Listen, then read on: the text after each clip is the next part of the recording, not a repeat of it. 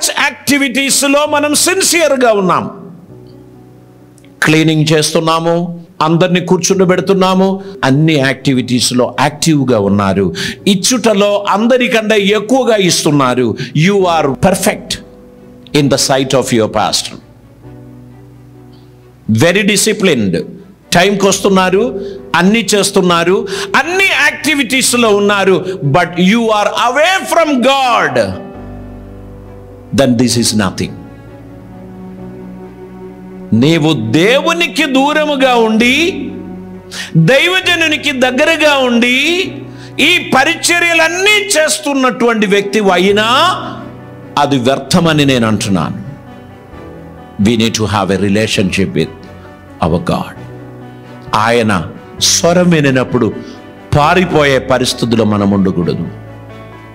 కొంతమంది ఏమనుకుంటున్నారు తెలుసా, ధారాళంగా ఇస్తున్నాను, అయ్యగారు అన్నీ చూసుకుంటారు, అన్నీ చేసుకుంటారు, ఇక మనకేమీ లోటు లేదు, ఇక్కడ ఏమీ లోటు లేదు, ఎన్ని వేల మంది వచ్చినా వారికి సుభిక్షమైన ఆహారము అందిస్తారు, మనకేమీ లోటు లేదని అనుకుంటున్నారు. But still if you are away from God, that is nothing. దేవుని సన్నిధిలో ఆయన స్వరం వినప్పుడు పరిగెడుతూ ఆయన సన్నిధికి వచ్చి మోకరించేటువంటి మనస్సు నీలో లేకపోతే నీ ప్రయాసములు, నీ ప్రయత్నములు, నీ అర్పణలు ఇవన్నీ వ్యర్థము అనేటువంటి విషయాన్ని మనం గుర్తుపెట్టుకోవాలి. దేవునికి స్తోత్రం. దేవుడు మనతో మాట్లాడుచున్నటువంటి సమయం అనేది చాలా విలువైనది. షౌల్ అనేటువంటి వ్యక్తి మనకు తెలుసు, ఆసక్తిపరుడు, నమ్మిన సిద్ధాంతమును బట్టి ప్రాణం కూడా పెట్టడానికి సిద్ధమైన వాడు. క్రైస్తవులను పట్టి హింసించుటకు, ఉపద్రవించుటకును, చంపుటకును అధికారపత్రం తీసుకొని యెరూషలేములో నుండి దమాస్కుకు వెళ్ళుచున్న మార్గ మధ్యలో ప్రభు చేత పట్టబడ్డాడు. గుర్రము నుంచి కింద పడ్డాడు, అంధుడైపోయాడు, ఆయన గుడ్డివాడైపోయాడు, ఏమీ కనిపించని స్థితిలో ఉన్నాడు. ప్రభు అడిగాడు, షౌలా షౌలా, నువ్వు నన్ను హింసించనేలా?